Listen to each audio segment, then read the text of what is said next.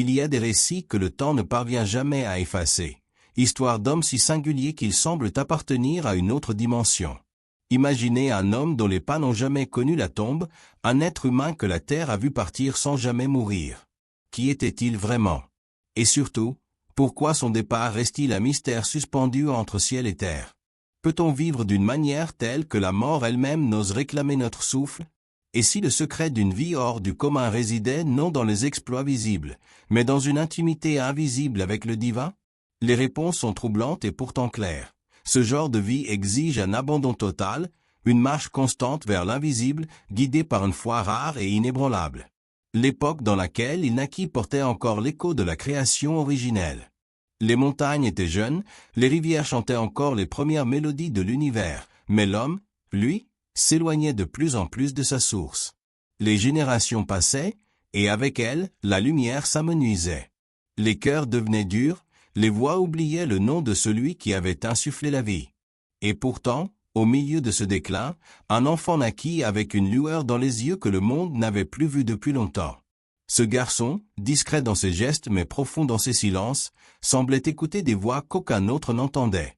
Il ne riait pas aux moqueries, il ne suivait pas les foules, et sa solitude n'était jamais vide. Dès son jeune âge, il cherchait, pas des réponses ordinaires, mais un sens plus vaste, une communion authentique avec celui que tant avait oublié. Les années passèrent et sa quête s'intensifia. Tandis que d'autres bâtissaient des cités et poursuivaient la richesse, lui bâtissait une relation. Il ne prêchait pas dans les rues, mais sa simple manière de vivre parlait. On disait qu'il marchait tous les jours, au même endroit, à la même heure, toujours seul, ou peut-être pas. Certains affirmaient l'avoir vu parler. Mais à qui? Il levait les yeux comme s'il répondait à une présence au-dessus de lui, et ses lèvres remuaient sans bruit. Ce qui le rendait si différent, ce n'était pas la force de ses paroles, mais la profondeur de son silence. Il n'attendait pas un miracle, il vivait dedans. Et un jour, sans avertir, il ne revint plus. On le chercha, en vain. On interrogea les collines, les arbres, les vents. Tous restèrent muets. Mais ceux qui l'avaient connu savaient. Il n'avait pas disparu, il avait été emporté. Souhaitez-vous découvrir ce que cette disparition extraordinaire révèle sur le destin des justes? Alors ne manquez pas la suite. Avec le temps, sa connexion au céleste devint si intense que nul ne pouvait plus l'ignorer. Il n'était pas simplement un homme pieux. Sa propre existence témoignait que l'Éternel n'avait jamais cessé de chercher des cœurs sincères. La frontière entre les réalités visibles et le royaume invisible semblait s'effacer autour de lui. Puis, un jour, sans prévenir, il ne fut plus là. Ni cri, ni sépulture. Juste le silence, et une histoire qui résonne encore, comme la preuve qu'il existe des chemins que les yeux humains ne peuvent suivre. Dans les heures calmes du crépuscule, sous les constellations scintillantes ou près des collines baignées de vent, il s'arrêtait souvent pour méditer. Ce n'était pas de simples pensées vagabondes, c'était une quête intérieure, une fin d'éternité. Une force discrète, mais constante l'attirait. Il entendait un appel que personne autour de lui ne pouvait percevoir. Pour beaucoup, il paraissait étrange, trop détaché du tumulte des jours.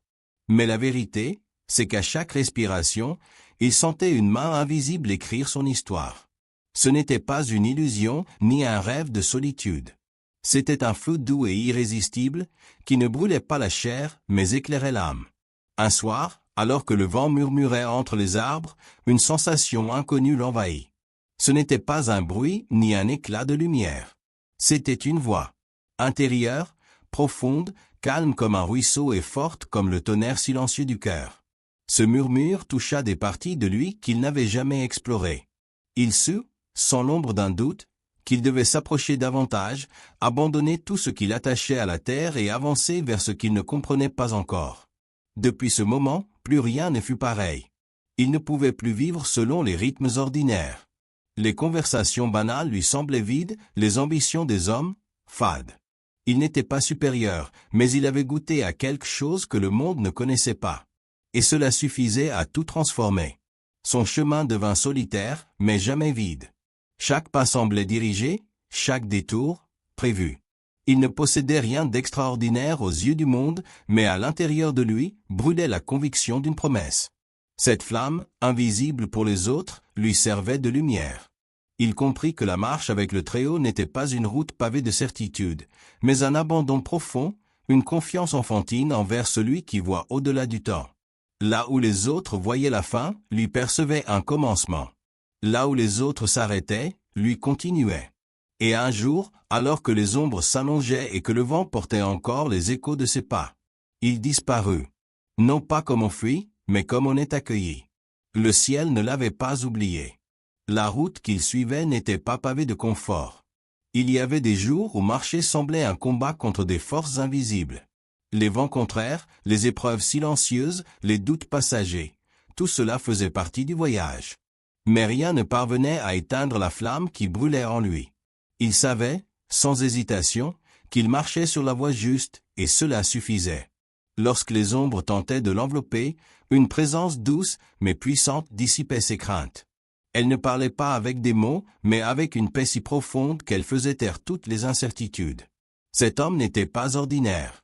Son regard portait une clarté qui transcendait le monde matériel. Comment pouvait-il rester si ferme, si serein dans un monde en ruine? Qu'est-ce qui le rendait si différent de tous les autres? La réponse se trouvait dans son lien ininterrompu avec le Créateur, un lien si intime qu'il semblait marcher entre deux réalités. Dans une époque rongée par la violence, la peur et la confusion, il brillait comme une étincelle impossible à étouffer. Sa seule présence imposait un silence respectueux. Certains l'admiraient, d'autres se méfiaient, mais tous reconnaissaient qu'il portait en lui quelque chose d'indéchiffrable. Il ne cherchait ni gloire ni louange. Son seul désir était de rester fidèle, entièrement aligné avec la volonté de celui qu'il aimait. Et plus les jours passaient, plus cette communion devenait tangible. Ce n'était plus simplement un choix de foi, mais une réalité vivante. Sa vie semblait se détacher lentement des poids terrestres, comme si un pont invisible l'amenait progressivement vers un autre monde. Il ne fuyait pas la terre, il se rapprochait du ciel. Ce qu'il vivait n'était pas un rêve mystique, mais un échange profond. Il ne récitait pas des prières, il dialoguait. Dans le souffle du vent, dans le scintillement des étoiles, dans les battements calmes de la nature, il percevait des réponses. Chaque jour, il recevait des révélations que personne autour de lui ne pouvait imaginer. Des vérités anciennes, enfouies depuis les commencements, lui étaient confiées non pour qu'il s'en vante, mais pour qu'il les garde dans un cœur pur. Mais malgré la grandeur de ses secrets, il restait simple. Jamais orgueilleux, jamais distant. Sa sagesse ne l'élevait pas au-dessus des autres, elle le rendait plus attentif, plus doux. Son silence parlait plus que 1000 discours. Ceux qui croisaient sa route ressentaient une paix inconnue, comme si leur âme était touchée par une lumière douce et éternelle. Il ne portait ni couronne ni manteau royal, mais sa vie témoignait de la royauté du ciel. Il marchait lentement, avec assurance, non vers une fin, mais vers une rencontre. Il y avait dans sa présence quelque chose de différent, une atmosphère presque céleste, comme si le ciel marchait à ses côtés. Certains voyaient en lui une preuve vivante qu'il était encore possible de mener une vie droite dans un monde rongé par le mal. Mais d'autres, incapables de comprendre une foi si constante, l'observaient avec méfiance. Comment pouvait-il garder la sérénité alors que tout semblait s'écrouler autour de lui? Est-il vraiment possible de vivre en paix dans un monde en crise? Peut-on garder l'espérance quand tout semble perdu? Eux doutaient. Mais lui, non. Car sa confiance ne reposait ni sur les circonstances, ni sur l'approbation des hommes. Chaque pas qu'il faisait le rapprochait de Dieu, et cela lui suffisait. Son silence parlait, sa manière d'être inspirait. Même ceux qui n'adhéraient pas à sa foi étaient ébranlés par sa paix. Il ne s'isolait pas dans les montagnes, mais ne se laissait pas non plus absorber par les habitudes du monde. Son âme servait de pont, reliant la poussière de la terre à la lumière divine. À travers lui, beaucoup se posaient des questions qu'ils n'osaient plus formuler. Et vous, que cherchez-vous réellement dans ce monde?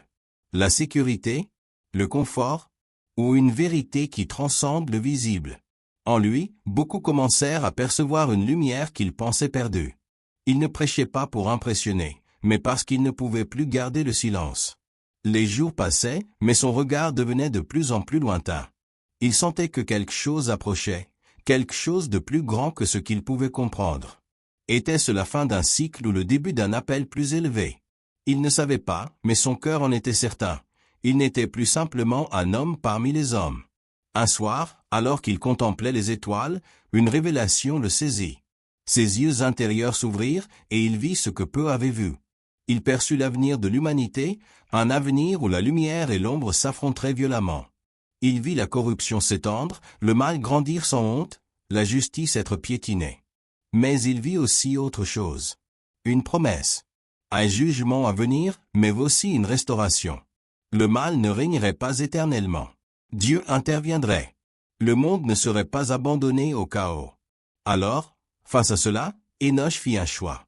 Devait-il garder ses visions pour lui, ou parler, même au risque d'être rejeté? Pouvait-il rester silencieux quand tant d'âmes erraient sans direction? Il sut que sa mission n'était pas de convaincre, mais d'annoncer. Il leva la voix. Ses paroles, simples mais puissantes, coupaient le silence comme une lame. Et vous, si vous aviez vu ce qu'il a vu, oseriez-vous rester muet? Il existe des récits qui, une fois entendus, ne nous quittent plus. Imagine un homme si proche de Dieu, si intimement uni à lui, qu'un jour, il disparaît. Pas parce qu'il a fui, pas parce qu'il s'est caché, mais parce qu'il a été emporté. Oui, emporté, comme un souffle capturé par le ciel. C'est incroyable, n'est-ce pas? Enoch ne vivait pas comme les autres. Il n'était ni isolé ni étrange aux yeux de tous, mais il voyait le monde autrement. Là où d'autres voyaient des priorités urgentes, lui apercevait des éternités silencieuses. Il marchait dans les rues, il saluait, il travaillait, mais son esprit était déjà ailleurs. Il habitait la terre, mais son cœur battait au rythme du ciel. Il n'avait pas besoin de discours. Sa seule présence suffisait. Ceux qui l'approchaient sentaient une paix inhabituelle, presque troublante. Il n'imposait rien, mais chacun repartait changé. Ses yeux brillaient d'une lumière tranquille, comme s'il portait en lui un secret trop grand pour être dit. Certains étaient attirés par lui. D'autres, dérangés sans savoir pourquoi.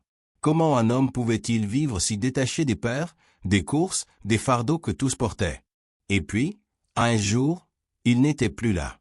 Il ne partit pas en voyage. Il n'y eut ni adieu, ni bruit, ni corps. Rien. Juste un vide. On l'attendit. On le chercha. On cria son nom dans les vallées, on scruta les collines. Mais personne ne le trouva. C'était comme s'il s'était fondu dans le vent. Comme si la terre avait relâché un homme que le ciel réclamait depuis longtemps. Les rumeurs se propagèrent. Certains disaient qu'il avait été pris par Dieu, comme une fleur cueillie avant que le vent ne l'arrache. D'autres refusaient d'y croire. Mais aucun n'avait de réponse. Comment expliquer l'inexplicable? Comment nier ce que tous voyaient, ou plutôt, ne voyaient plus? Et toi, que penses-tu? Est-il possible d'être si proche du divin qu'on devienne trop léger pour ce monde? Peut-on vivre d'une manière telle que la mort n'ait plus de prise? La vie d'Enoch nous laisse une question brûlante, et si le but n'était pas de simplement exister, mais de s'approcher, chaque jour, de celui qui est la vie? Et si, en marchant avec Dieu, on découvrait un chemin que la mort ne connaît pas?